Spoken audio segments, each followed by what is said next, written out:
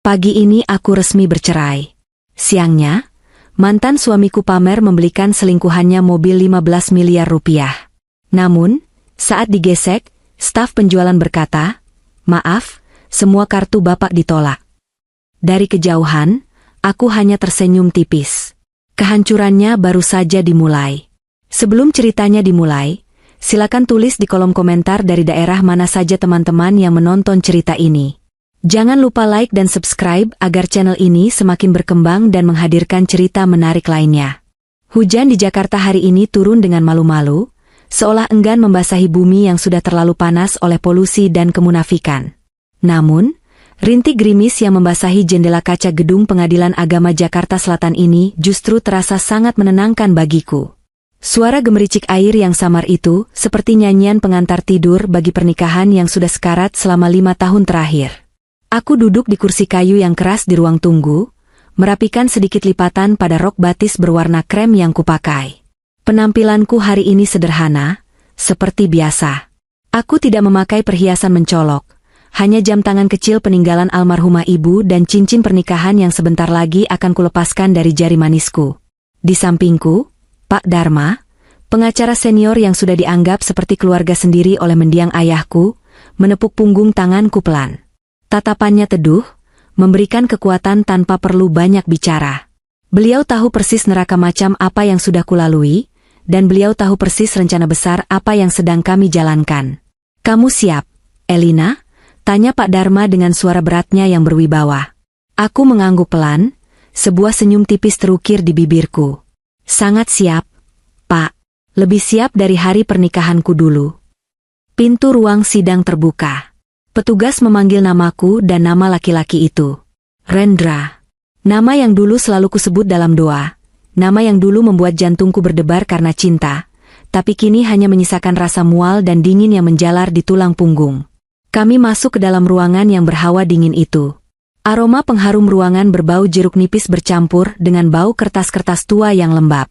Dan di sana dia duduk. Rendra. Laki-laki itu memakai setelan jas mahal buatan desainer Italia, warna biru dongker yang membalut tubuh tegapnya dengan sempurna. Rambutnya ditata rapi dengan pomade mahal, jam tangan Rolex emas melingkar di pergelangan tangannya, berkilau angkuh di bawah lampu neon ruang sidang. Dia tidak terlihat seperti orang yang akan bercerai. Dia terlihat seperti orang yang akan menghadiri peresmian gedung pencakar langit. Dia menatapku sekilas, tatapan yang penuh dengan rasa kasihan yang dibuat-buat, dicampur dengan ejekan yang tak bisa disembunyikan. Di matanya, aku hanyalah wanita bodoh, istri penurut yang membosankan, yang tidak tahu apa-apa tentang dunia bisnis, yang hanya bisa menghabiskan uangnya.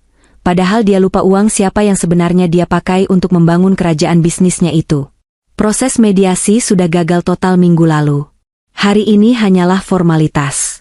Pembacaan ikrar talak dan penandatanganan berkas-berkas administrasi. Hakim ketua membacakan putusan dengan suara datar. Aku mendengarkan setiap kata dengan saksama, meresapi setiap detik kebebasan yang semakin dekat. Tidak ada air mata. Orang-orang mungkin mengira aku syok atau menahan tangis, tapi mereka salah.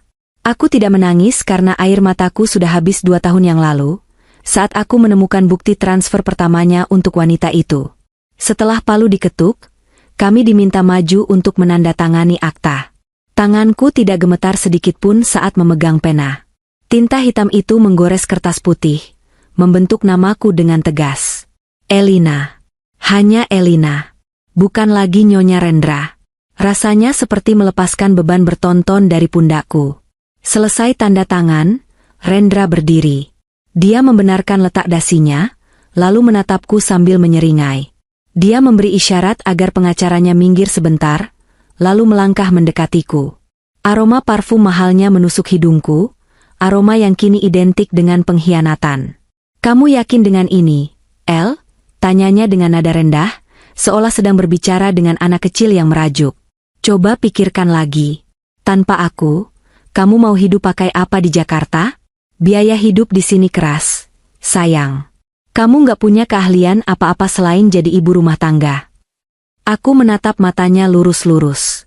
Dulu, aku akan menunduk takut jika dia bicara dengan nada meremehkan seperti ini. Dulu, aku akan minta maaf meski aku tidak salah. Tapi hari ini berbeda.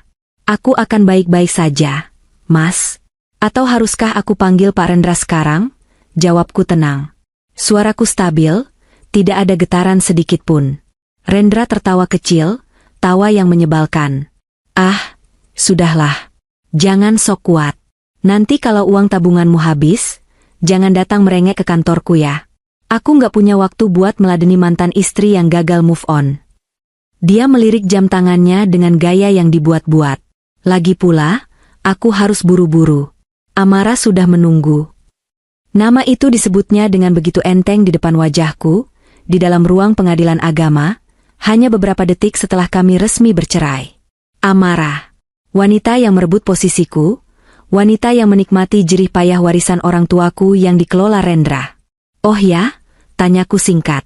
Ya, jawab Rendra antusias, matanya berbinar licik. Aku mau merayakan kebebasanku hari ini. Aku sudah janji mau membelikan dia mobil baru. Kasihan kan? Masa calon istri pengusaha sukses naik taksi online? Rencananya kami mau ke showroom di Pondok Indah. Dia naksir mobil yang harganya, sudahlah, kamu gak akan paham soal harga mobil mewah. Intinya, harganya cukup buat beli harga dirimu 10 kali lipat. Kata-kata itu tajam, dirancang khusus untuk melukaiku. Rendra ingin melihatku menangis.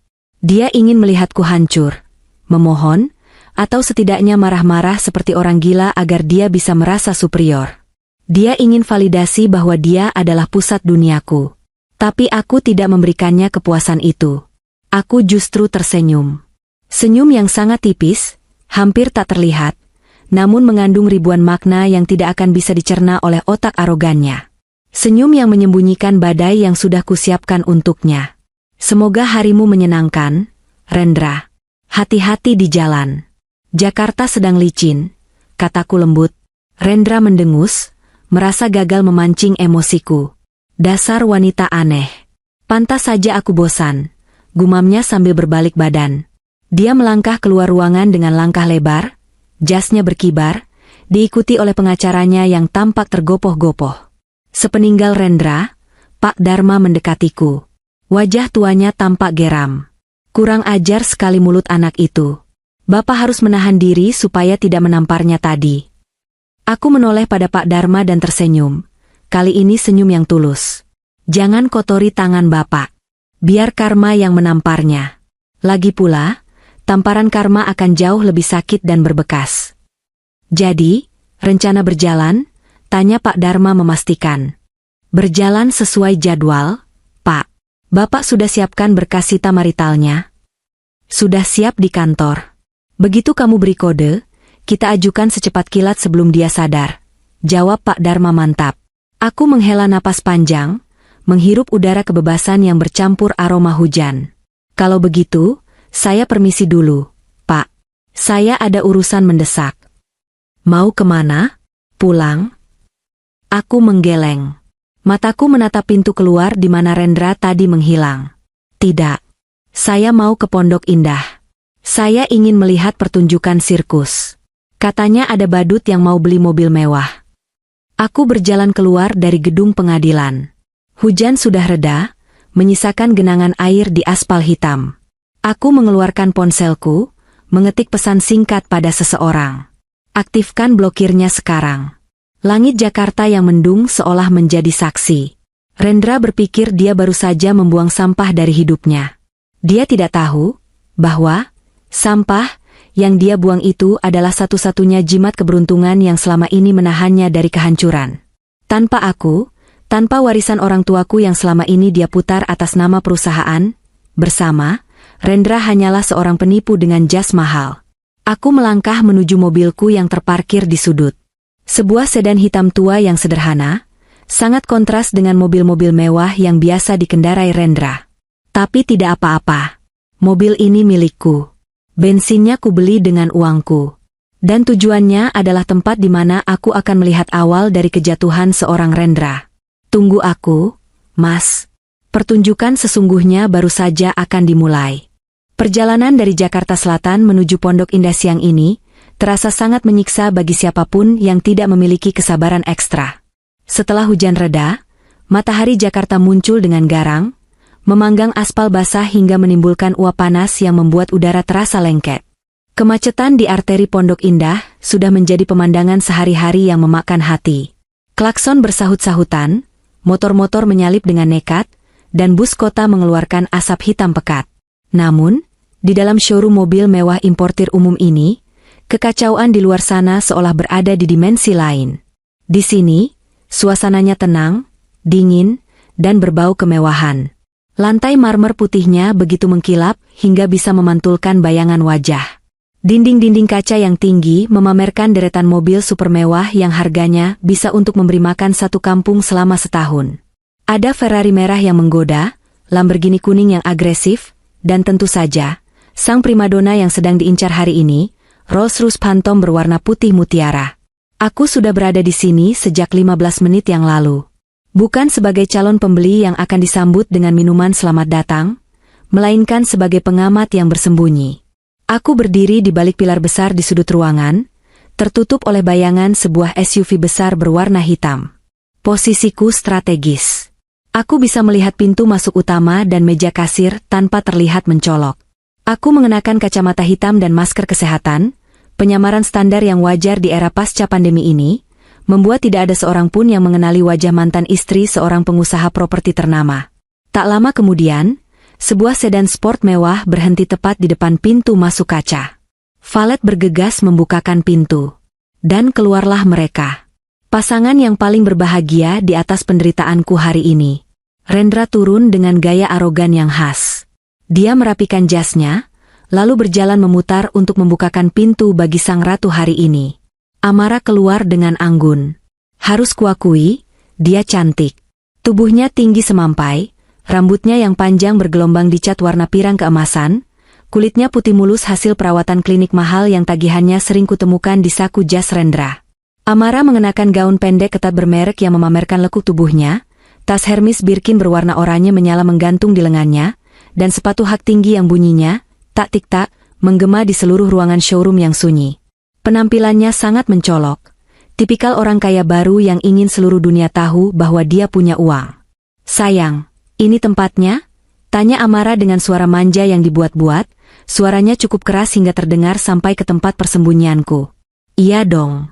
Ini showroom terlengkap. Kamu tinggal tunjuk mana yang kamu mau. Ingat janji aku kan? Begitu aku lepas dari perempuan benalu itu, kamu dapat hadiah spesial. Jawab Rendra lantang. Beberapa staf penjualan menoleh, namun mereka profesional, segera memasang senyum ramah menyambut dompet berjalan yang baru masuk. Seorang sales senior dengan setelan jas rapi menghampiri mereka. Selamat siang, Pak Rendra. Selamat datang kembali. Ada yang bisa kami bantu? Rendra mengangguk angkuh, tidak menjabat tangan sales itu. Saya mau lihat unit Rolls-Royce yang kemarin saya telepon. Yang warna putih. Calon istri saya mau lihat. Oh, tentu, Pak. Mari sebelah sini. Unitnya sudah kami siapkan di area display utama. Mereka berjalan melewati tempat persembunyianku. Jantungku berdegup kencang, bukan karena takut, tapi karena adrenalin.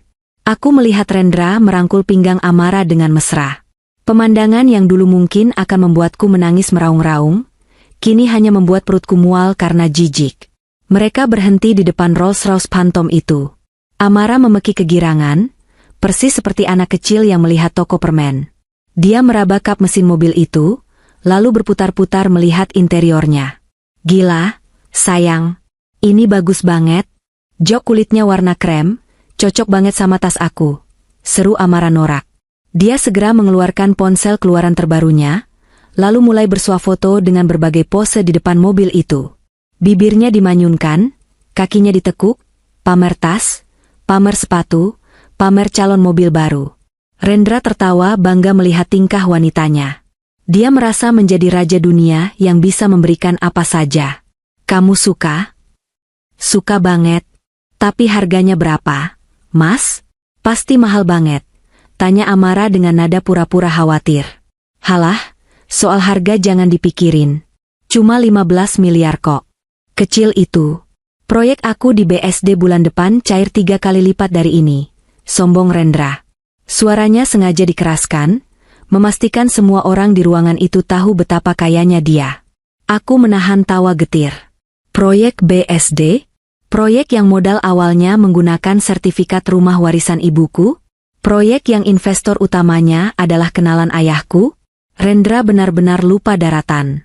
Dia lupa bahwa tanah yang dia pijak itu rapuh. Beneran, Mas? Makasih sayang. Amara memeluk Rendra erat-erat, lalu mencium pipinya di depan umum. Aku makin cinta deh sama kamu. Gak kayak mantan istri kamu yang kampungan itu, pasti dia jantungan kalau lihat mobil beginian. Tanganku mengepal di dalam saku. Sabar, Elina. Tunggu sebentar lagi. Ya sudah, bungkus ini, perintah Rendra pada sales yang menunggu dengan sabar. Gak usah pakai lama. Saya mau bawa pulang hari ini juga buat jalan-jalan sore. Baik, Pak. Mari kita ke meja administrasi untuk proses pembayarannya. Bapak mau leasing atau tunai? Tunai? Repot bawa duitnya. Gesek saja. Pakai kartu kredit, jawab Rendra sambil mengeluarkan dompet kulit mahalnya. Dia menarik sebuah kartu berwarna hitam. Black Card. Kartu yang menjadi simbol status tertingginya selama ini. Kartu yang limitnya tanpa batas. Setidaknya, begitulah yang dia tahu. Mereka duduk di sofa kulit yang nyaman di area transaksi. Aku menggeser posisiku sedikit agar bisa melihat lebih jelas. Jarakku hanya sekitar 10 meter dari mereka, terhalang oleh sebuah pilar dan tanaman hias besar. Rendra melempar kartu hitam itu ke meja dengan gaya yang sangat merendahkan. Gesek saja. Nggak pakai limit. Sales itu mengambil kartu dengan sopan. Baik, Pak Rendra. Mohon tunggu sebentar. Amara masih sibuk dengan ponselnya, mungkin sedang update status di media sosial. Alhamdulillah, rezeki anak soleha. New car from hubby. Aku bisa membayangkan caption menggelikan itu. Sales memasukkan kartu ke mesin EDC. Hening sejenak. Mesin itu berbunyi bip-bip pelan, lalu mengeluarkan struk pendek. Wajah sales itu sedikit mengernyit. Dia mencoba lagi. Menggosok chip kartu itu ke celananya, lalu memasukkannya lagi. Hasilnya sama. Struk pendek keluar lagi. Declinet. Ada apa? Kok lama? Tegur Rendra yang mulai tidak sabar. Dia sedang sibuk memijat tangan Amara. Maaf, Pak Rendra. Kartunya declinet. Ucap sales itu dengan hati-hati, takut menyinggung perasaan pelanggan VIP-nya. Wajah Rendra berubah. Senyumnya lenyap seketika. Apa? Declinet? Nggak mungkin. Limit kartu itu miliaran. Kamu salah masukin mesin kali. Coba lagi. Sales itu mencoba sekali lagi dengan gugup. Tetap sama. Ditolak. Mungkin ada gangguan jaringan bank, Pak. Kata sales itu mencoba menenangkan, meski dia tahu mesinnya baik-baik saja karena baru dipakai transaksi 5 menit lalu. Ban bodoh, umpat Rendra. Dia membuka dompetnya lagi dengan kasar. Mengambil kartu kedua. Kartu platinum dari ban yang berbeda. Pakai yang ini juga limitnya besar. Sales menerima kartu kedua. Proses yang sama terulang. Masukkan kartu, tunggu, bunyi bip, dan struk penolakan keluar. Suasana di showroom yang tadinya tenang mulai terasa canggung. Beberapa pengunjung lain mulai melirik ke arah meja Rendra. Amara berhenti bermain ponsel. Wajahnya mulai terlihat bingung dan malu. Kok lama banget sih, Mas? Dilihatin orang tuh, bisik Amara. Sebentar, sayang. Ini mesin mereka yang rusak. Elak Rendra, tapi keringat dingin mulai muncul di pelipisnya. Maaf sekali lagi, Pak. Yang ini juga declinet, kata sales itu. Kali ini suaranya lebih pelan. Keterangannya, pick up card, atau hubungi bank penerbit. Rendra berdiri, wajahnya memerah pada menahan marah dan malu.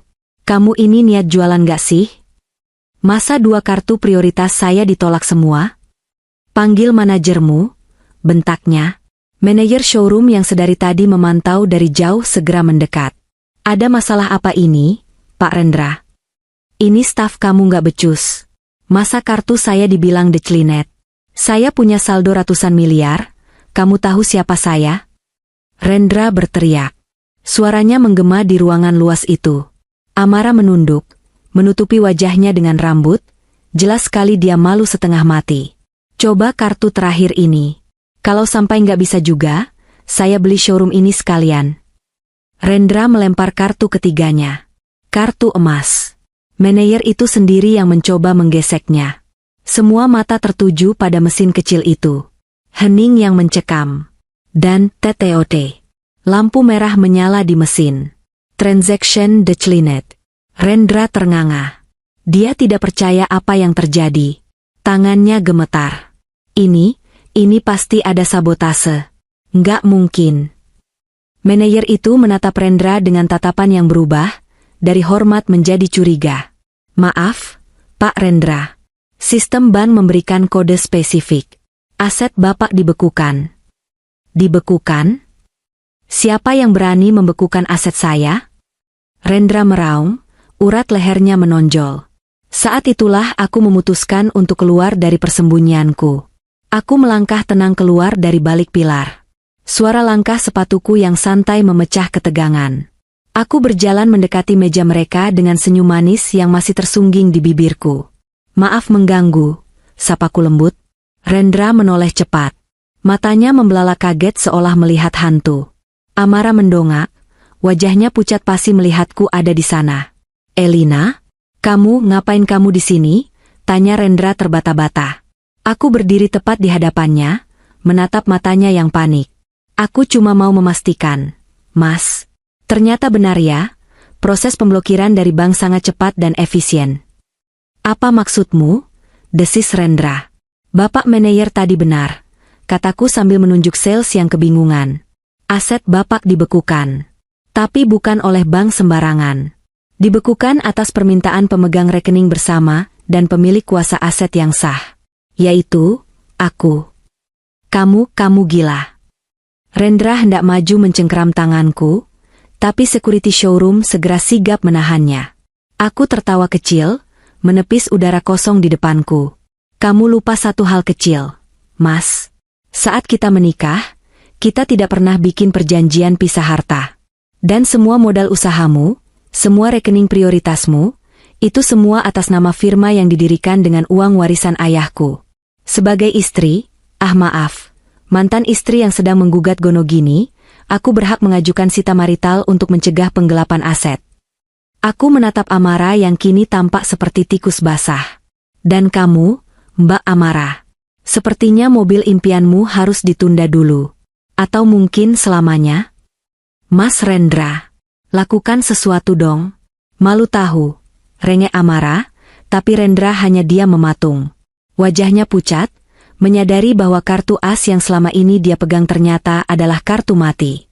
Uang, kita, bukan uang, kamu. Rendra, bisikku tajam, menutup babak ini dengan kemenangan telak. Suasana di dalam showroom mobil mewah itu mendadak hening, seolah-olah seseorang baru saja menekan tombol mute pada remote kontrol kehidupan. Bunyi mesin penghitung uang yang berisik berhenti, percakapan para staf penjualan terhenti di udara, dan bahkan deru halus mesin pendingin ruangan terdengar seperti raungan di telingaku. Kata-kata terakhirku tadi, tentang uang, kita, yang bukan uang, dia, masih menggema, memantul di dinding-dinding kaca yang mengelilingi kami, menciptakan efek kejut yang jauh lebih mematikan daripada tamparan fisik. Rendra berdiri mematung di sana. Wajahnya yang tadi merah padam karena amarah kini berangsur-angsur memucat, menyisakan warna abu-abu yang menyedihkan, persis seperti warna langit Jakarta sebelum badai. Dia menatapku, lalu menatap kartu kredit hitam kebanggaannya yang tergeletak pasrah di atas meja marmer, seonggok plastik yang kini tak lebih berharga daripada kartu mainan anak-anak. Elina?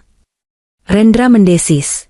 Suaranya bergetar antara rasa tidak percaya dan kemarahan yang tertahan. Apa yang sudah kamu lakukan? Kamu meretas rekeningku? Itu kriminal. Aku tertawa pelan, tawa yang kering dan tanpa humor. Aku melangkah lebih dekat, menikmati setiap inci ketakutan yang mulai merambat di matanya. Meretas? Mas, tolong jangan rendahkan inteligensiku dan jangan tinggikan posisimu. Aku tidak perlu menjadi peretas untuk mengamankan apa yang menjadi hakku. Aku hanya menggunakan jalur hukum yang sah. Bukankah kamu yang selalu bilang kalau kita harus taat hukum? Amara, yang sedari tadi berdiri di samping Rendra sambil memeluk tas brandednya seolah itu pelampung penyelamat, kini menatapku dengan mata melolot. Wajah cantiknya yang penuh riasan tebal itu tampak retak. Topeng, sosialita elegan, yang dia pakai luntur seketika, digantikan oleh wajah asli seorang wanita yang ketakutan kehilangan sumber dananya. Mas Rendra, ini maksudnya apa sih? Amara mulai merengek, suaranya melengking membuat beberapa pengunjung lain menoleh dengan tatapan jijik. Katanya kamu pengusaha sukses? Katanya uang kamu nggak berseri? Kok bisa dibekukan sama mantan istri kamu? Jadi mobil aku gimana? Kita jadi beli nggak sih? Rendra tampak panik. Dia terjebak di antara dua api. Di satu sisi, ada aku, masa lalunya yang kini berubah menjadi mimpi buruk hukum. Di sisi lain, ada Amara, masa depannya yang ternyata hanya peduli pada kilau hartanya. Diam kamu, Amara, bentak Rendra kasar. Dia menyibakkan tangan Amara yang menggelayut di lengannya. Kamu nggak lihat aku lagi pusing?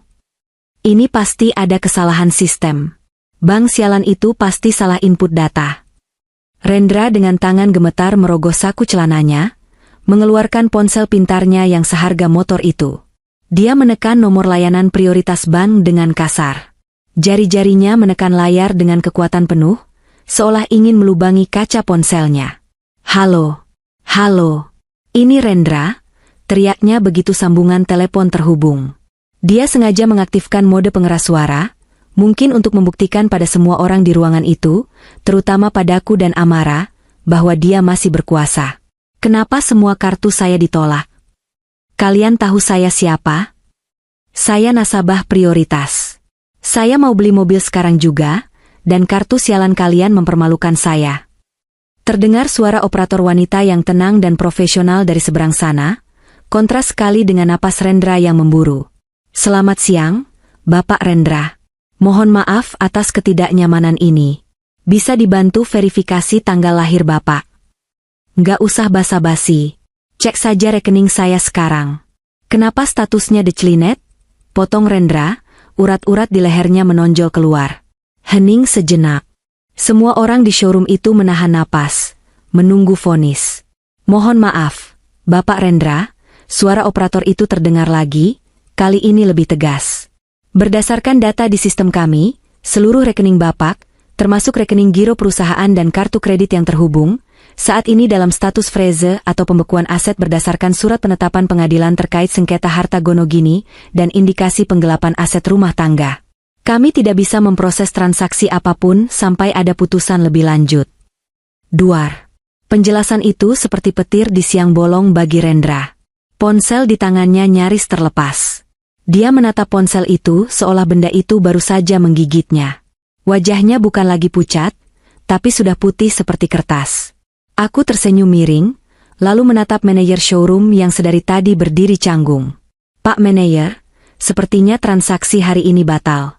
Bapak bisa lihat sendiri, kan? Calon pembeli Bapak tidak punya likuiditas. Kasihan kalau Bapak harus menunggu hal yang tidak pasti. Manajer itu, seorang pria parubaya yang berpengalaman menghadapi berbagai macam orang kaya, segera memahami situasi. Dia mengangguk hormat padaku, bukan pada Rendra. Baik, Bu. Terima kasih informasinya. Lalu dia beralih pada Rendra dengan tatapan dingin. Maaf, Pak Rendra. Karena transaksi tidak bisa dilakukan, kami mohon agar area VIP ini dikosongkan. Ada nasabah lain yang ingin melihat unit ini. Diusir. Rendra, sang raja properti Jakarta Selatan, baru saja diusir secara halus dari tempat di mana dia biasanya dipuja. Harga dirinya hancur berkeping-keping di lantai marmer yang dingin itu. Ini belum selesai, Elina. Rendra menunjuk wajahku dengan jari telunjuknya yang gemetar. Matanya merah, penuh dendam. Kamu pikir kamu bisa memiskinkan aku? Aku yang bangun bisnis ini. Aku yang kerja keras. Kamu cuma istri yang duduk manis di rumah. Aku akan lawan kamu. Aku punya pengacara hebat. Aku menepis tangannya dengan tenang, namun tatapanku tajam menusuk matanya. Silakan, Mas. Sewalah 1000 pengacara pun. Tapi ingat, pengacara butuh bayaran. Dan kamu, mau bayar pakai apa? Kartu kreditmu saja sudah jadi sampah plastik. Rendra terbungkam. Kata-kataku telak mengenai ulu hatinya. Dia sadar, tanpa akses ke rekeningnya, dia lumpuh.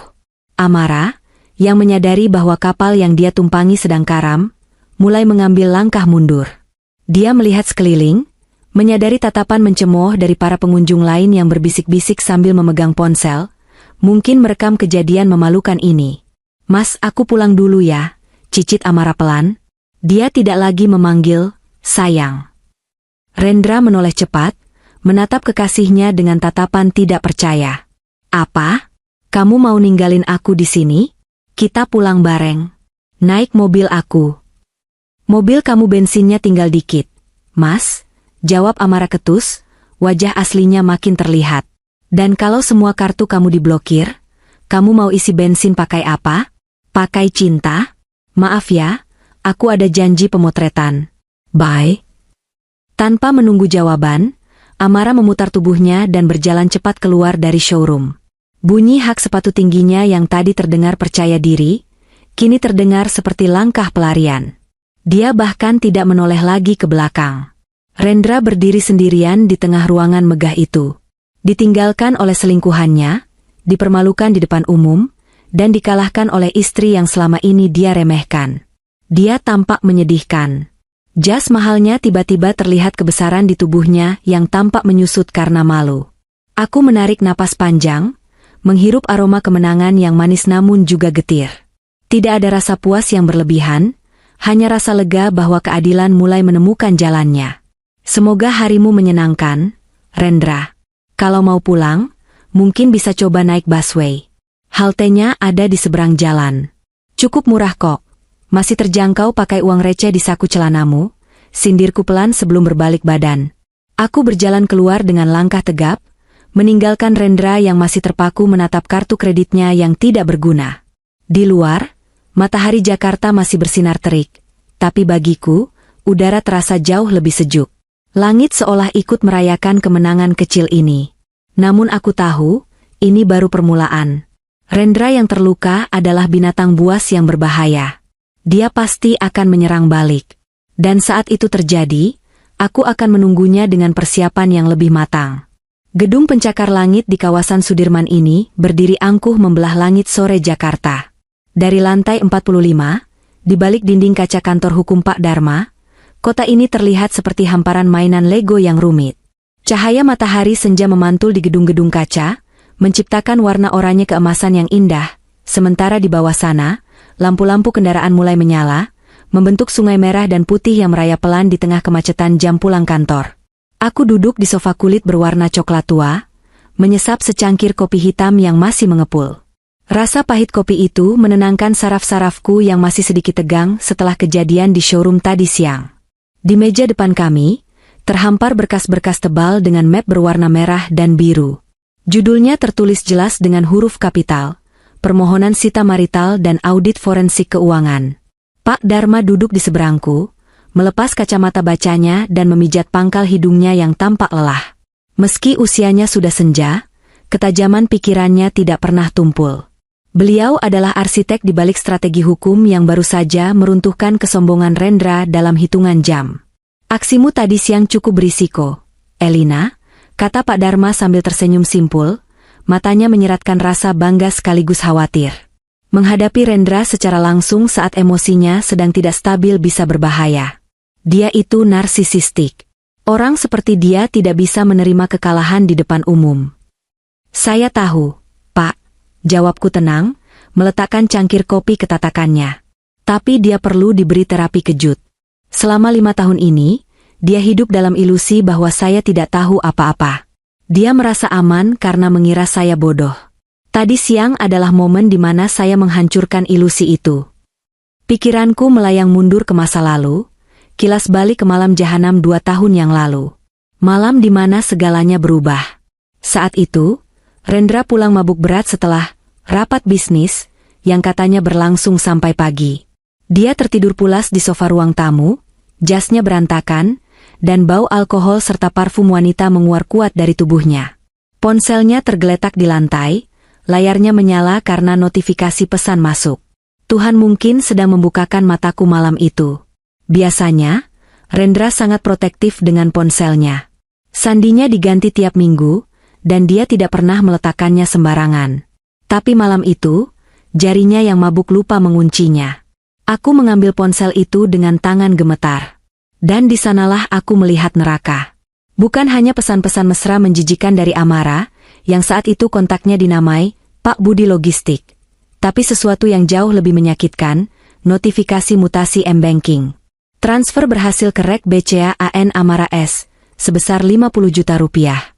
Transfer berhasil ke rek BCA AN Amara S, sebesar 150 juta rupiah, DP apartemen. Mataku memanas saat menggulir riwayat transaksinya.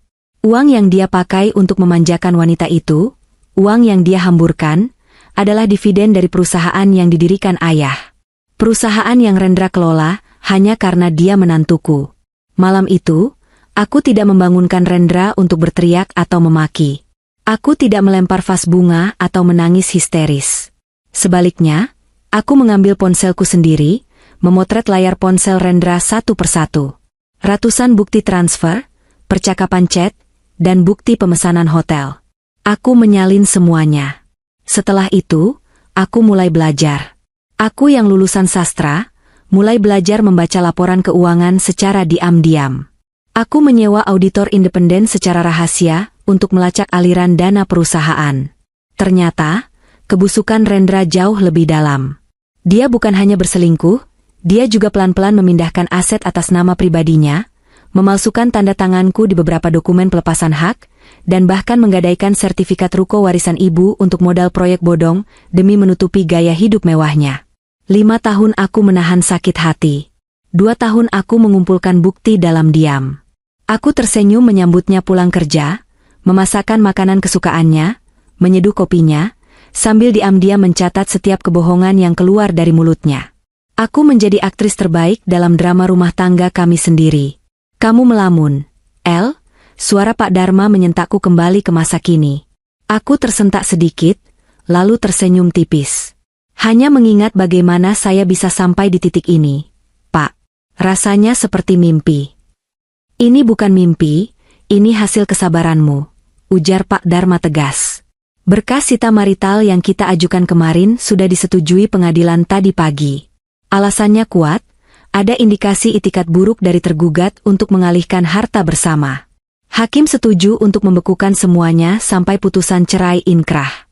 Rumah di Pondok Indah, apartemen di Senopati yang ditinggali Amara, rekening perusahaan, rekening pribadi, deposito, bahkan saham-sahamnya. Semuanya beku. Apartemen Amara juga, tanyaku memastikan. Tentu. Sertifikatnya memang atas nama Amara, tapi uang pembeliannya terbukti berasal dari rekening bersamamu dan Rendra. Dalam hukum, itu tetap sengketa. Kita sudah tempel stiker sita jaminan di pintu apartemennya siang tadi. Mungkin itu sebabnya dia tidak bisa pulang ke sana. Aku mengangguk puas.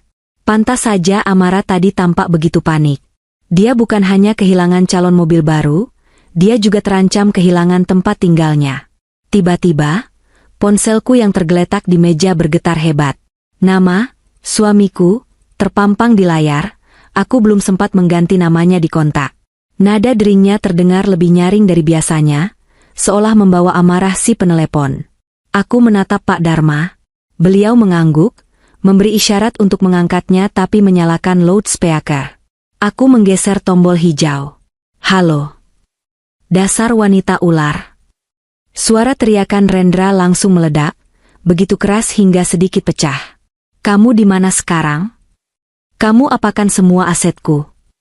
Kenapa orang bank bilang aku nggak bisa tarik tunai serupiah pun? Kamu mau membunuhku? Hah? Aku menjauhkan ponsel sedikit dari telinga, membiarkan dia menumpahkan racunnya. Suara latar belakang di seberang sana terdengar bising, seperti suara klakson dan deru kendaraan. Rendra sepertinya sedang berada di pinggir jalan. Aku tidak membunuhmu, Rendra. Aku hanya mengambil kembali oksigen yang selama ini kamu curi dariku. Jawabku tenang. Kamu bertanya kenapa asetmu beku? Tanyakan pada hati nuranimu. Atau lebih tepatnya, tanyakan pada riwayat transaksimu selama 2 tahun terakhir. Jangan sok suci kamu, potong Rendra kasar. Itu uang hasil keringatku. Aku yang kerja banting tulang. Kamu cuma diam di rumah. Kamu nggak berhak atas uang itu. Kerja keras? Maksudmu kerja keras memindahkan uang warisan ayahku ke rekening selingkuhanmu? Atau kerja keras memalsukan tanda tanganku untuk agunan ban? Potongku tajam. Nada suaraku mulai meninggi, emosi yang kupendam mulai bocor sedikit. Aku punya semua buktinya. Rendra, audit forensik sudah selesai. Setiap rupiah yang kamu curi untuk membelikan tas Hermes atau membayar sewa apartemen Amara, semuanya tercatat. Dan sekarang, pengadilan sudah mengamankannya. Hening sejenak di seberang sana, hanya terdengar napas Rendra yang berat dan kasar. Cabut gugatan Sita itu sekarang juga, Elina, ancamnya, tapi kali ini suaranya lebih rendah, lebih berbahaya. Kalau tidak, aku akan pastikan kamu menyesal. Kamu nggak tahu siapa orang-orang di belakangku. Aku bisa bikin hidupmu hancur. Aku terkekeh pelan. Ancaman kosong dari pria yang sudah kalah. Hidupku sudah hancur sejak kamu memutuskan untuk mengkhianati pernikahan kita, Mas. Sekarang, aku sedang membangunnya kembali dari puing-puing yang kamu tinggalkan. Dan soal orang-orang di belakangmu, investor-investormu itu, sebentar lagi mereka juga akan menghubungimu. Berita tentang pembekuan asetmu pasti sudah menyebar di grup WhatsApp pengusaha. Kamu. Rendra kehabisan kata-kata. Sudahlah, Rendra. Simpan tenagamu. Kamu akan butuh banyak energi untuk sidang pembuktian minggu depan. Dan saranku, mulailah cari tumpangan. Langit mendung, sebentar lagi hujan, dan kamu tidak punya mobil. Selamat sore. Aku mematikan sambungan telepon sepihak. Memutus aksesnya, memutus kontrolnya. Pak Dharma tersenyum lebar sambil mengacungkan jempol. Bagus. Tenang, tegas, dan mematikan. Sekarang dia pasti sedang kalang kabut mencari pinjaman. Aku kembali menatap pemandangan Jakarta di luar jendela. Matahari sudah benar-benar tenggelam, digantikan oleh ribuan lampu kota yang berkelap-kelip. Hujan mulai turun lagi, membasahi kaca jendela. Di suatu tempat di bawah sana, di trotoar yang basah dan dingin, ada seorang pria yang dulu kucintai, kini sedang merasakan bagaimana rasanya menjadi orang yang tidak punya apa-apa. Sita marital ini bukan hanya soal uang. Ini adalah tentang mengembalikan harga diri yang diinjak-injak. Ini adalah pesan bahwa kebaikan bukanlah kelemahan. Langkah selanjutnya apa, Pak? Tanyaku. Pak Dharma menutup berkas di depannya. Langkah selanjutnya adalah tahap yang paling menyenangkan, Elina. Kita akan biarkan berita ini bekerja dengan sendirinya. Besok, gosip akan menyebar. Dan tidak ada yang lebih cepat menghancurkan seorang pengusaha arogan selain hilangnya kepercayaan publik. Aku tersenyum, membayangkan hari esok. Babak baru kehancuran Rendra akan segera dimulai, bukan di ruang sidang, tapi di meja-meja arisan dan kafe-kafe mahal tempat reputasi diperdagangkan. Berita buruk di Jakarta memiliki kecepatan rambat yang melebihi cahaya, terutama di kalangan sosialita papan atas yang hidupnya bergantung pada validasi sosial dan saldo rekening. Jika ada satu hal yang lebih cepat menyebar daripada virus flu di musim hujan, itu adalah kabar tentang kebangkrutan seorang pengusaha yang sombong. Siang ini, aku menghadiri acara arisan bulanan, The Diamond Circle, di sebuah restoran fine dining di kawasan Senopati. Dulu, Rendra selalu melarangku datang ke sini sendirian. Dia bilang aku terlalu lugu, terlalu kampungan, dan tidak akan nyambung dengan obrolan istri-istri pejabat atau pengusaha lain. Namun hari ini, aku datang dengan kepala tegak, mengenakan gaun sutra berwarna navy yang elegan dan sederhana, tanpa perhiasan berlebihan. Aku bukan lagi istri Rendra yang penurut. Aku adalah Elina, pemilik sah dari imperium bisnis yang sedang runtuh itu. Suasana restoran begitu mewah dengan dominasi ornamen emas dan kristal. Aroma truffle dan anggur mahal memenuhi udara. Begitu aku melangkah masuk ke ruang VIP, keheningan mendadak tercipta. Belasan pasang mata yang dilapisi bulu mata palsu dan kontak lens berwarna menatapku. Tatapan mereka bukan lagi tatapan meremehkan seperti dulu, melainkan tatapan penuh rasa ingin tahu, simpati yang dibuat-buat, dan, tentu saja, haus akan gosip segar. Ya ampun, Elina, sayang. Seruan melengking datang dari Bu Siska, ketua arisan yang juga istri seorang pejabat bank swasta. Dia segera berdiri dan memelukku, cipika-cipiki dengan gaya udara yang khas. Duduk sini, Jeng. Kita semua kaget banget loh denger beritanya. Kamu yang sabar ya. Aku tersenyum tipis, memainkan peranku dengan sempurna. Terima kasih, Bu Siska. Yah, namanya juga hidup, ada pasang surutnya. Tapi beneran itu si Rendra kartunya ditolak di showroom? Tanya Bu Desi, wanita yang paling kepo di grup ini, langsung menembak ke inti masalah tanpa basa-basi. Videonya viral loh di TikTok. Ada karyawan sana yang rekam diam-diam. Gila ya, malu banget pasti. Mana bawa? Gundiknya lagi. Ah, jadi videonya sudah viral. Bagus sekali. Rencana semesta bekerja lebih cepat dari dugaanku. Saya belum lihat videonya, Bu, jawabku tenang sambil menyesap teh chamomile. Tapi memang benar, saya sudah mengajukan pembekuan aset. Selama ini saya diam karena ingin menjaga nama baik keluarga, tapi Rendra sudah keterlaluan. Dia menggunakan uang warisan almarhum ayah saya untuk membiayai gaya hidup wanita itu. Pernyataan itu seperti melempar daging segar ke kolam piranha. Ibu-ibu sosialita itu langsung riuh rendah. Dalam dunia mereka, perselingkuhan mungkin hal biasa, tapi menggunakan uang istri untuk selingkuhan adalah dosa besar yang tak termaafkan. Itu melanggar kode etik tidak tertulis kaum istri. Kurang ajar banget. Seru Bu Siska berapi-api. Pantesan bisnisnya kelihatannya moncer. Ternyata modal mertua. Ih, amit-amit jabang bayi. Laki-laki kayak gitu harus dimiskinkan. El, jangan kasih ampun. Tenang saja, Bu. Pengacara saya sudah mengurus semuanya. Kataku lembut. Tiba-tiba ponsel Bu Siska berbunyi. Dia melirik layar, lalu matanya membelalak menatapku. Jeng, ini suamiku telepon. Katanya di kantor Rendra lagi ada keributan besar. Aku meletakkan cangkir tehku perlahan. Oh ya? Mungkin para debt collector atau investor yang mulai panik. Aku harus ke sana, gumamku sambil berdiri, berpura-pura khawatir padahal hatiku bersorak. Bagaimanapun juga, itu perusahaan yang didirikan ayah saya. Saya harus memastikan karyawan tidak menjadi korban kegilaan Rendra. Pergi, El. Selamatkan asetmu. Kita semua dukung kamu. Seru mereka serempak. Dukungan mereka mungkin palsu, tapi pengaruh gosip yang akan mereka sebarkan setelah aku pergi adalah senjata yang sangat nyata. Mulai detik ini, pintu pergaulan kelas atas Jakarta tertutup rapat untuk Rendra dan Amara. Aku meninggalkan restoran itu dan langsung menuju kantor pusat Rendra Properties di kawasan Kuningan. Perjalanan memakan waktu 30 menit. Sesampainya di sana, suasana lobi gedung yang biasanya tenang dan berwibawa kini berubah menjadi pasar.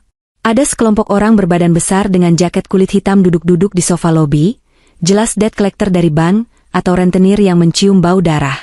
Resepsionis tampak ketakutan, telepon di meja berdering tanpa henti. Beberapa karyawan berlalu lalang dengan wajah cemas, membawa kardus barang-barang pribadi mereka. Kapal sedang karam, dan para awak mulai melompat. Aku berjalan melewati gerbang keamanan dengan kartu akses utamaku, kartu yang tidak pernah dicabut aksesnya karena akulah komisaris utama di akta perusahaan. Jabatan yang selama ini hanya di atas kertas tapi kini menjadi pedangku. Security yang mengenalku segera membungkuk hormat, membukakan jalan dengan patuh. Naik ke lantai 12, ruang direksi, kekacauan semakin terasa. Pintu kaca ruangan Rendra terbuka lebar. Suara teriakan terdengar sampai ke lorong. Saya bilang tunggu. Proyek BSD pasti cair bulan depan. Kalian jangan main tarik dana seenaknya. Itu suara Rendra. Terdengar parau, panik, dan putus asa. Aku melangkah masuk. Pemandangan di dalam ruangan itu sungguh mengenaskan. Rendra berdiri di balik meja besarnya, dasinya sudah longgar, rambutnya acak-acakan. Di hadapannya duduk 3 orang pria berjas rapi, perwakilan investor, dan 2 orang dari pihak bank. Maaf, Pak Rendra, kata salah satu pria berjas itu dengan dingin. Kami mendengar kabar valid bahwa aset pribadi dan perusahaan Bapak sedang dalam sengketa hukum dan dibekukan. Dalam klausul kontrak investasi, ini adalah breach of contract. Kami berhak menarik seluruh modal kami sekarang juga sebelum likuidasi. Itu cuma gosip ibu-ibu arisan, bantah Rendra, memukul meja. Aset saya aman. Istri saya cuma menggertak. Mantan istri, Rendra. Koreksi sedikit, suaraku membelah perdebatan itu. Semua kepala menoleh ke arah pintu. Rendra terpaku melihatku. Wajahnya yang tadi merah karena marah kini berubah pucat pasi, seolah melihat malaikat pencabut nyawa. Elina, desisnya. Aku berjalan masuk dengan langkah pasti, didampingi oleh Pak Dharma dan 2 auditor forensik independen. Para investor yang tadi terlihat garang pada Rendra, kini berdiri dan mengangguk hormat padaku. Mereka tahu siapa pemegang saham pengendali yang sebenarnya. Selamat siang, bapak-bapak, sapaku ramah pada para investor. Mohon maaf atas kekacauan ini. Saya Elina, putri tunggal dari pendiri perusahaan ini. Saya ingin menginformasikan bahwa mulai hari ini, manajemen perusahaan akan diambil alih oleh tim kurator yang ditunjuk pengadilan sampai audit forensik selesai. Apa-apaan ini, Elina? Ini kantorku, teriak Rendra, mencoba mempertahankan sisa-sisa otoritasnya yang sudah runtuh. Aku menatapnya dingin. Kantor ini, gedung ini, bahkan meja yang kamu pakai untuk berselingkuh via telepon itu, semuanya dibeli dengan uang ayahku. Kamu lupa? Kamu masuk ke sini hanya membawa ijazah dan baju di badan. Sekarang, silakan keluar dengan cara yang sama. Rendra hendak menerjangku, tapi 2 security berbadan tegap yang dibawa Pak Dharma langsung menahannya. Lepaskan aku. Aku direktur utama di sini. Rendra meronta, tapi tenaganya tidak sebanding. Sudah tidak lagi, Pak Rendra. Pak Dharma menyodorkan sebuah map. Berdasarkan rapat umum pemegang saham luar biasa yang disahkan notaris pagi tadi, mengingat Ibu Elina memegang 80% saham, Bapak resmi diberhentikan secara tidak hormat karena dugaan penggelapan dana perusahaan untuk kepentingan pribadi. Rendra ternganga. Dia lupa bahwa selama ini aku membiarkan dia memimpin, tapi aku tidak pernah memberikan saham ayah padanya. Investormu menarik diri, Rendra, lanjutku kejam tapi jujur. Ban menuntut pelunasan kredit macet yang kamu pakai untuk beli apartemen Amara. Vendor material menagih utang. Dan kamu tidak punya akses ke 1 rupiah pun. Para investor membereskan berkas mereka. Bu Elina, kami akan bicara dengan tim hukum Ibu. Kami pegang janji Ibu untuk membereskan ini. Kalau masih dipimpin Bapak ini, kami jelas cabut. Satu persatu orang meninggalkan ruangan itu, menyisakan Rendra yang terduduk lemas di kursi kebesarannya yang kini terasa seperti kursi listrik. Dia menatap sekeliling ruangan mewah itu, menyadari bahwa kerajaannya baru saja runtuh dalam waktu kurang dari 24 jam. Kenapa, El? Tanyanya lirih, air mata frustrasi mulai menggenang di matanya. Kenapa kamu tegas sekali? Aku ini suamimu, ayah dari anak-anak yang belum sempat kita miliki. Aku tertawa getir mendengar manipulasinya. Justru karena aku belum punya anak darimu, aku bersyukur, Rendra. Bayangkan betapa malunya anakku nanti punya ayah yang mencuri uang ibunya untuk menghidupi wanita lain. Aku meletakkan sebuah kardus kosong di atas mejanya. Kardus bekas mie instan yang kutemukan di pantry.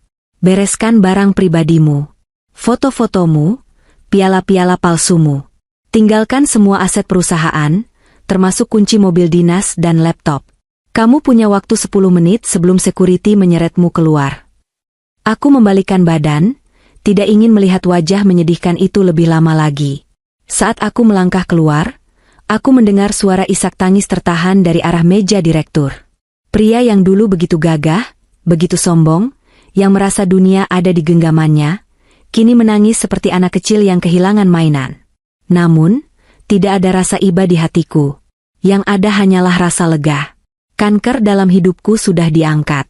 Sekarang tinggal masa pemulihan. Seminggu telah berlalu sejak insiden di kantor itu. Jakarta sepertinya sedang menangis bersama Rendra, karena hujan tidak berhenti turun selama 3 hari terakhir. Langit kelabu menggantung rendah, membuat suasana kota terasa sendu dan melankolis. Namun bagiku, hujan ini membersihkan sisa-sisa kotoran masa lalu.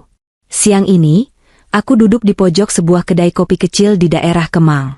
Bukan kafe mewah tempat sosialita biasa berkumpul, melainkan kedai kopi sederhana yang tenang, dengan aroma biji kopi Arabica yang dipanggang dan suara musik jazz pelan yang mengalun.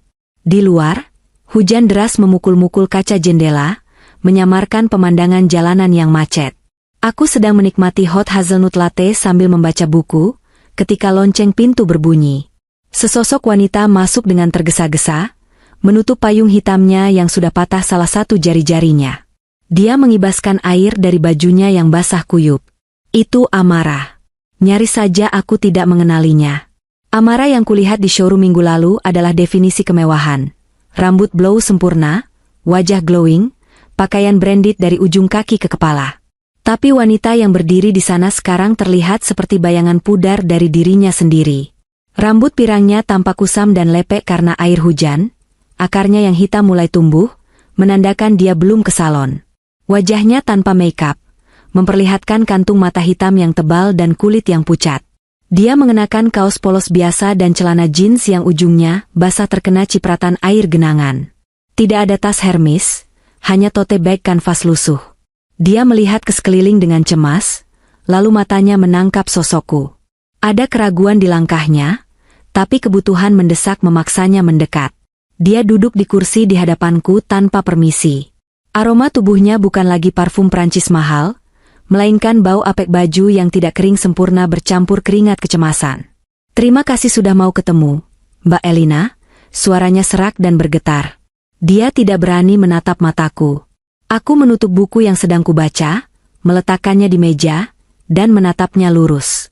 Aku hanya punya waktu 20 menit, Amara. Katakan apa yang mau kamu katakan. Amara meremas-remas tangannya yang saling bertautan di atas meja. Kuku-kukunya yang dulu dihiasi nail art cantik kini polos, dan ada beberapa yang patah. Mbak tolongin aku, ucapnya lirih, air mata mulai menggenang di pelupuk matanya. Tolong cabut sita apartemen itu, Mbak. Tolong, aku diusir dari sana kemarin sore. Barang-barangku ditahan security. Aku nggak punya tempat tinggal sekarang. Aku numpang di kosan teman, tapi cuma boleh 3 hari. Aku menyesap kopiku dengan tenang, merasakan kehangatan cairan itu mengalir di tenggorokanku, kontras dengan dinginnya tatapanku pada wanita ini. Itu bukan urusanku, Amara. Apartemen itu dibeli dengan uang perusahaan ayahku. Itu aset sengketa. Kamu tahu resikonya saat menerima hadiah dari suami orang, kan? Tapi aku nggak tahu kalau uangnya dari Mbak. Bantah Amara, mulai terisak. Mas Rendra bilang dia kaya raya. Dia bilang perusahaan itu miliknya. Dia janji mau nikahin aku dan jamin hidup aku. Aku korban juga di sini, Mbak. Korban? Aku tertawa kecil, tawa yang tidak sampai ke mata. Kamu bukan korban, Amara. Kamu penjudi. Kamu bertaruh pada pria yang sudah memiliki istri, berharap bisa menang besar. Dan sekarang, saat bandar menutup meja perjudian, kamu menangis karena kalah taruhan. Amara menunduk dalam-dalam, bahunya berguncang. Mas Rendra, dia berubah, Mbak. Dia jadi gila. Oh ya? Sejak dipecat dan diusir dari kantor, dia tiap hari mabuk. Dia datang ke tempatku, waktu aku belum diusir. Marah-marah, banting barang. Dia nyalahin aku atas semua ini. Dia bilang gara-gara aku minta mobil, Mbak jadi tahu semuanya. Dia hampir pukul aku kemarin. Amara menyibakkan sedikit rambutnya, memperlihatkan lebam samar di pipi kirinya. Aku menatap lebam itu tanpa ekspresi. Tentu saja, Rendra adalah pengecut. Saat dia merasa kuat, dia menginjak orang lain. Saat dia lemah, dia mencari kambing hitam untuk disalahkan. Dulu dia menyalahkanku atas kegagalan bisnis kecilnya, sekarang dia menyalahkan Amara atas kehancuran hidupnya. Siklus abusive yang sudah sangat kuhafal. Itu konsekuensi pilihanmu, Amara. Kamu menginginkan dia, kan? Kamu bangga sekali waktu pamer di Instagram kalau kamu berhasil merebut hati, sugar daddy, kaya raya.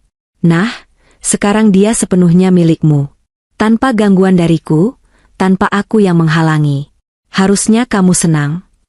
Aku nggak mau dia kalau dia miskin, Mbak, seru Amara, keceplosan. Kalimat itu meluncur begitu saja dari mulutnya, jujur dan telanjang. Dia segera menutup mulutnya, menyadari kesalahannya. Aku tersenyum miring. Akhirnya, kejujuran itu keluar juga. Nah, itu dia intinya. Kamu tidak pernah mencintai Rendra. Kamu mencintai dompetnya, kartu kreditnya, dan status yang dia berikan. Rendra hanyalah ATM berjalan bagimu. Aku butuh uang, Mbak, tolonglah. Amara kembali merengek, kali ini dia mencoba meraih tanganku, tapi aku menariknya menjauh. Aku janji bakal tinggalin Mas Rendra. Aku bakal pergi jauh. Tapi tolong kasih aku sedikit pesangon. Atau setidaknya biarkan aku ambil perhiasan di apartemen itu. Tidak 1 sen pun, jawabku tegas. Suaraku dingin seperti es. Setiap rupiah yang kamu pakai untuk beli tas, baju, perawatan wajahmu itu, adalah hak anak yatim piatu yang disantuni yayasan ayahku. Uang yang Rendra curi itu seharusnya untuk pos amal dan pengembangan bisnis, bukan untuk pelakor sepertimu. Mbak Elina jahat. Amara mulai histeris, tidak peduli lagi pada pengunjung kafe lain yang mulai menoleh. Mbak punya segalanya. Mbak kaya. Kenapa pelit banget sama aku? Mbak mau lihat aku mati kelaparan? Aku tidak peduli kamu mau hidup atau mati, Amara. Itu bukan urusanku, kataku sambil berdiri. Aku mengambil tas tanganku. Yang aku tahu, keadilan sedang bekerja. Kamu menghancurkan rumah tanggaku demi uang. Sekarang uangnya diambil, dan kamu ditinggalkan dengan puing-puing rumah tangga yang kamu hancurkan sendiri. Aku menatapnya dari atas ke bawah, tatapan iba yang merendahkan. Saran saya, cari pekerjaan halal. Cuci piring, jadi pelayan toko, apa saja. Belajarlah bahwa uang itu didapat dari keringat, bukan dari menghancurkan kebahagiaan wanita lain. Mbak. Amara masih mencoba menahan langkahku. Aku menepisnya pelan. Oh, satu lagi. Sampaikan pada Rendra kalau kamu ketemu dia. Surat panggilan sidang kedua sudah dikirim ke alamat orang tuanya, karena dia sudah tidak punya alamat tetap. Jangan sampai mangkir lagi, atau hakim akan memutus verstek. Aku berjalan menuju pintu keluar, meninggalkan Amara yang menangis terseduh-seduh di meja kafe itu. Dia sendirian, basah, dan bangkrut. Di luar, hujan masih turun deras, tapi bagiku, dunia terasa sangat cerah. Saat aku membuka payung dan melangkah ke trotoar, aku melihat sebuah mobil tua mogok di seberang jalan. Seorang pria sedang menendang ban mobil itu dengan frustrasi di tengah hujan. Itu Rendra. Mobil temannya mungkin, atau mobil sewaan murah. Dia basah kuyup, terlihat kurus dan menyedihkan. Dia tidak melihatku. Dia terlalu sibuk memaki nasibnya sendiri. Aku masuk ke dalam mobilku yang hangat, menyalakan mesin, dan memutar lagu favoritku. Roda kehidupan berputar. Dulu aku yang menangis dalam diam di kamar mandi, sementara mereka tertawa di hotel mewah. Sekarang, aku bisa menikmati kopiku dengan tenang, sementara mereka berebut sisa-sisa remah roti di tengah badai yang mereka ciptakan sendiri. Kamu mencintai uangnya, kan? Gumamku pelan, mengulang kata-kataku pada Amara tadi. Sekarang uangnya sudah kembali ke pemilik aslinya. Silakan ambil orangnya kalau kamu mau. Aku menginjak gas, meninggalkan Kemang, meninggalkan masa lalu yang kelam di spion mobilku. 1 babak lagi. Tinggal 1 babak lagi untuk menutup buku ini selamanya. Hari ini adalah hari di mana semuanya akan berakhir. Atau mungkin, hari di mana semuanya baru akan benar-benar dimulai. Suasana di Pengadilan Agama Jakarta Selatan pagi ini terasa jauh lebih dingin dari biasanya. Mungkin karena AC sentral yang diputar maksimal, atau mungkin karena aura ketegangan yang memancar dari setiap sudut ruang sidang utama. Aku duduk di barisan depan sebelah kanan, didampingi Pak Dharma dan tim hukumnya yang solid. Di seberangku, di meja tergugat, duduk Rendra. Pemandangan di meja seberang itu sungguh kontras dengan kemegahan yang dulu selalu ia pamerkan. Rendra yang duduk di sana bukan lagi Rendra Sang, raja properti, yang selalu tampil necis dengan jas Italia dan rambut klimis. Pria itu tampak kurus, wajahnya tirus dengan tulang pipi yang menonjol, dan ada lingkaran hitam pekat di bawah matanya yang menyeratkan malam-malam tanpa tidur. Kemeja putih yang dipakainya terlihat kusut di bagian lengan, seolah dia tidak lagi peduli pada penampilannya. Dia duduk menunduk, memainkan jari-jarinya dengan gugup, sesekali melirik ke arahku dengan tatapan yang sulit diartikan, campuran antara kemarahan, penyesalan, dan ketakutan yang mendalam. Pengacaranya, seorang pria muda yang kelihatannya baru lulus magang, hanya itu yang mampu dia bayar sekarang, tampak sibuk membolak-balik berkas dengan tangan gemetar. Hakim ketua, seorang pria parubaya dengan wajah tegas dan kacamata tebal, mengetukkan palunya 3 kali. Suara, tok tok tok, itu menggema di ruangan, membungkam bisik-bisik para hadirin di kursi belakang. Ya, sidang putusan ini cukup menarik perhatian. Beberapa mantan rekan bisnis Rendra bahkan datang, mungkin bukan untuk memberi dukungan, melainkan untuk memastikan bahwa kapal pesaing mereka benar-benar tenggelam. Sidang putusan perkara perceraian dan sengketa harta bersama antara saudari Elina binti Sulaiman sebagai penggugat dan saudara Rendra sebagai tergugat, dinyatakan dibuka dan terbuka untuk umum. Suara hakim ketua terdengar berat dan berwibawa melalui pengeras suara. Jantungku berdetak stabil. Tidak ada rasa deg-degan seperti saat sidang pertama. Aku sudah melewati badai emosi itu. Sekarang, aku hanya ingin melihat pelangi setelah hujan, atau setidaknya, melihat puing-puing badai dibersihkan. Hakim mulai membacakan pertimbangan hukumnya. Proses ini memakan waktu yang cukup lama. Beliau menguraikan satu persatu fakta persidangan yang telah kami sajikan selama berbulan-bulan. Mendengarnya kembali seperti memutar ulang film dokumenter tentang kebodohan dan pengkhianatan Rendra. Menimbang bahwa berdasarkan bukti-bukti yang diajukan penggugat, berupa mutasi rekening koran, bukti transfer, dan hasil audit forensik independen, terbukti secara sah dan meyakinkan bahwa tergugat telah melakukan pengalihan aset bersama tanpa persetujuan penggugat. Aku melirik Rendra. Dia semakin menunduk, bahunya merosot. Setiap kata yang keluar dari mulut hakim, seperti pukulan palu godam yang menghantam sisa-sisa harga dirinya. Hakim menyebutkan nominal angka yang fantastis, miliaran rupiah yang dialirkan Rendra ke rekening Amara, pembelian apartemen, mobil-mobil mewah, hingga liburan ke Eropa. Semuanya menggunakan uang perusahaan warisan ayahku yang seharusnya menjadi hak harta bersama atau dividen pemegang saham. Menimbang bahwa tindakan tergugat dikategorikan sebagai itikat buruk dalam perkawinan dan pengelolaan harta bersama, serta memenuhi unsur perbuatan melawan hukum yang merugikan penggugat secara material dan imaterial. Hakim berhenti sejenak untuk minum, membiarkan ketegangan di ruangan memuncak.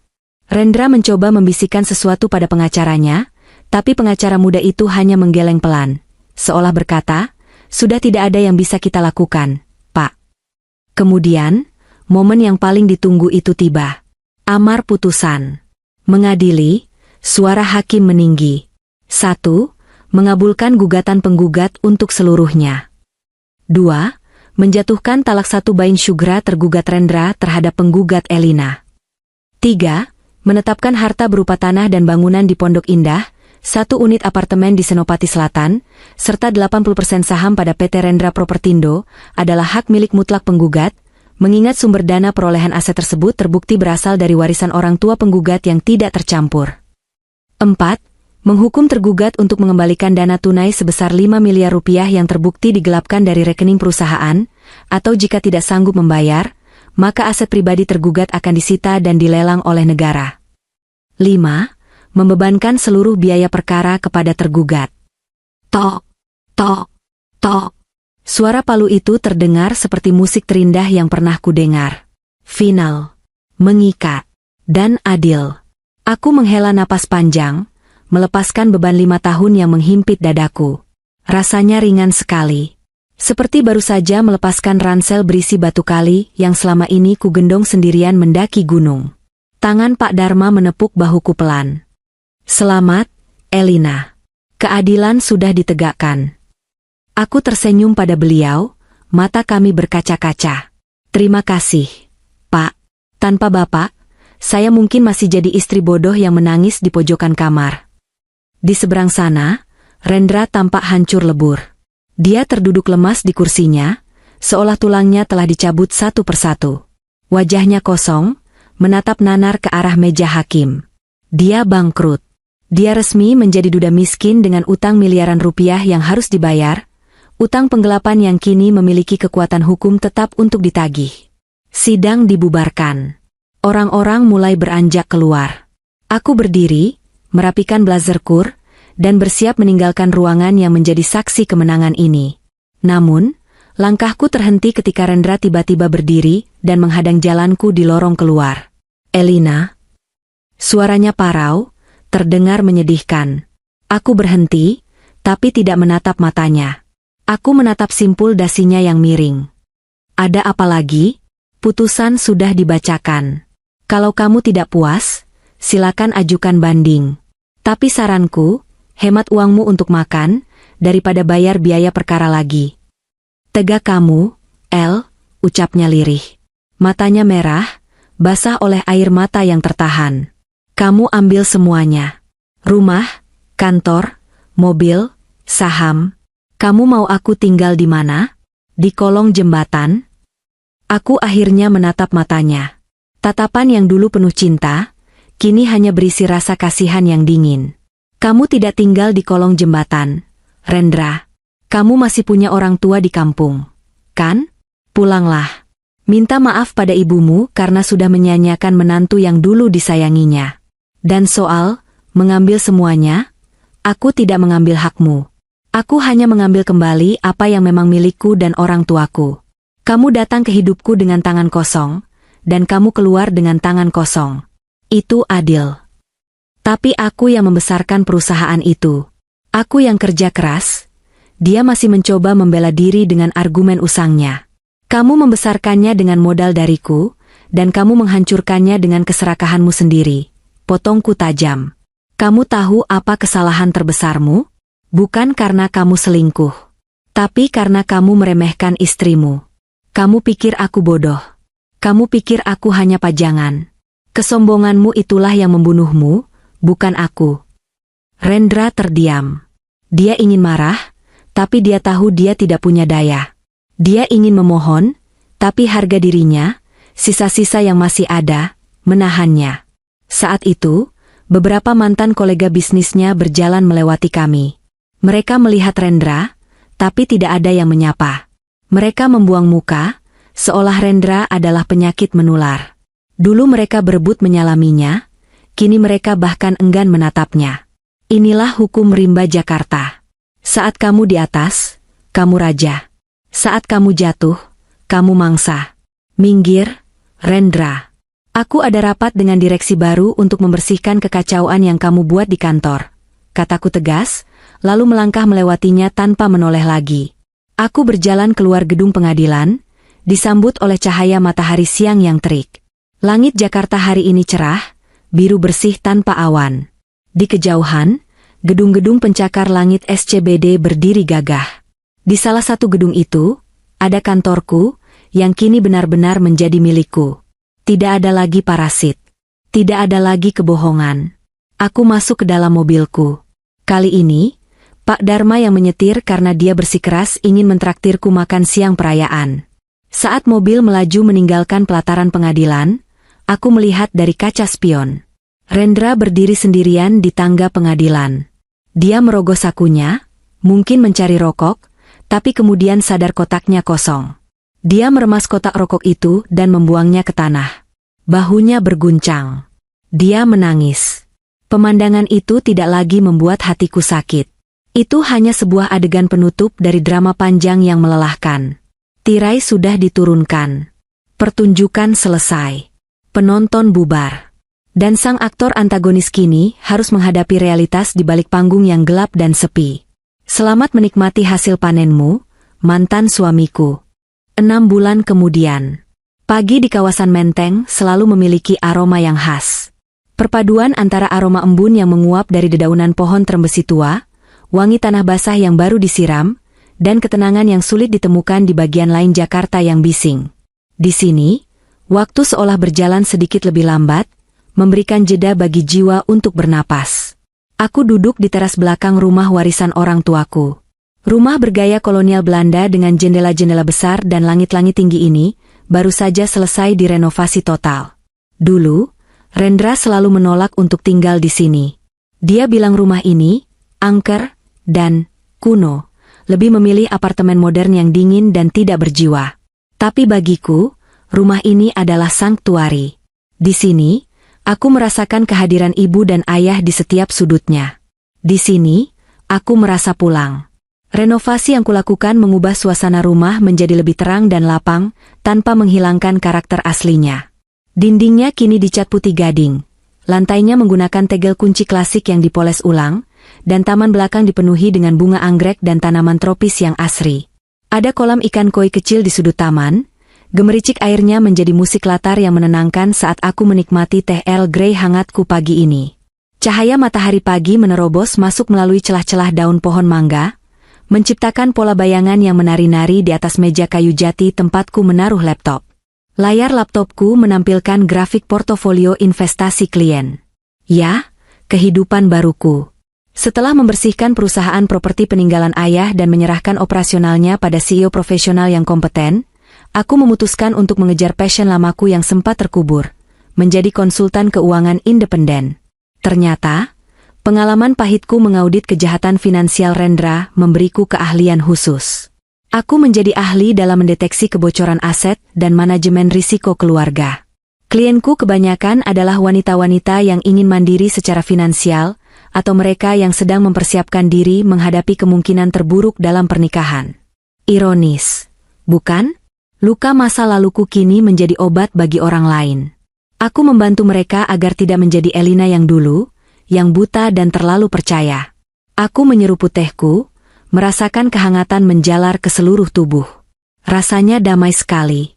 Tidak ada lagi teriakan-teriakan kasar, tidak ada lagi bau alkohol di pagi hari, tidak ada lagi rasa curiga setiap kali ponsel berbunyi. Hidupku kini sederhana, teratur, dan yang paling penting, milikku sendiri. Mataku tertuju pada sebuah buku tebal bersampul kulit coklat yang tergeletak di samping laptop. Itu adalah buku harian lamaku. Buku yang menjadi saksi bisu air mataku selama 5 tahun pernikahan neraka itu. Semalam, aku membacanya lagi untuk terakhir kalinya. Membaca tulisan tangan Elina yang putus asa, Elina yang ketakutan, Elina yang berdoa agar suaminya berubah. Membacanya sekarang terasa seperti membaca kisah orang asing. Aku tidak lagi merasakan sakit itu. Lukanya sudah sembuh, menyisakan jaringan parut yang justru membuat kulitku lebih tebal dan kuat. Aku mengambil buku itu, meraba sampulnya yang kasar, lalu tersenyum. Sudah waktunya. Aku bangkit dari kursi, berjalan menuju laci bufet tua di ruang tengah. Aku memasukkan buku harian itu ke tumpukan paling bawah, lalu memutar kuncinya. Klik. Suara kunci yang berputar itu terdengar seperti simbol penutupan sebuah era. Masa lalu itu sudah terkunci rapat. Aku tidak akan membuangnya, karena itu adalah sejarah yang membentukku, tapi aku juga tidak akan membukanya lagi. Aku kembali ke teras. Ponselku bergetar di atas meja. Sebuah notifikasi pesan masuk. Nomor tidak dikenal. Foto profilnya kosong. Tapi hatiku tahu siapa pengirimnya. Aku membuka pesan itu. Isinya singkat, tapi syarat dengan keputusasaan. El, ini aku. Aku pakai nomor teman. Aku dengar kamu sudah renovasi rumah menteng. Bagus ya? El, aku kangen. Aku menyesal. Hidupku berantakan. Amara ternyata cuma benalu, dia tinggalkan aku begitu saja. Aku sakit-sakitan sekarang, kolesterolku tinggi, dan aku dikejar debt collector. Tolong aku, El. Maafkan aku. Bisakah kita bertemu sekali saja? Aku janji akan berubah. Aku rindu masakanmu. Aku membaca pesan itu 2 kali. Dulu, pesan seperti ini mungkin akan membuat hatiku luluh. Dulu, permintaan maaf darinya adalah satu-satunya hal yang kudambakan. Dulu, aku akan berpikir bahwa kewajibanku sebagai istri adalah menolongnya, memperbaikinya, menyelamatkannya. Tapi, dulu, sudah mati. Aku meletakkan cangkir tehku. Menatap langit biru Jakarta yang membentang luas di atas sana. Seekor burung gereja hinggap di pagar teras, berkicau riang seolah menyapaku. Rendra rindu masakanku? Tidak, dia rindu kenyamanan yang kuberikan. Dia rindu dompetku. Dia rindu tempat berlindung. Dia tidak pernah merindukanku sebagai manusia. Dia hanya merindukan fasilitas yang hilang. Dan menyebut Amara benalu? Lucu sekali. Dia lupa bahwa dia sendirilah yang menanam benalu itu dan memberinya pupuk setiap hari. Tidak ada kemarahan yang meledak-ledak dalam diriku. Tidak ada keinginan untuk membalas dengan kata-kata kasar atau menyumpahinya. Yang tersisa hanyalah rasa indifferent, ketidakpedulian yang total. Rasa yang hampa, datar, dan netral.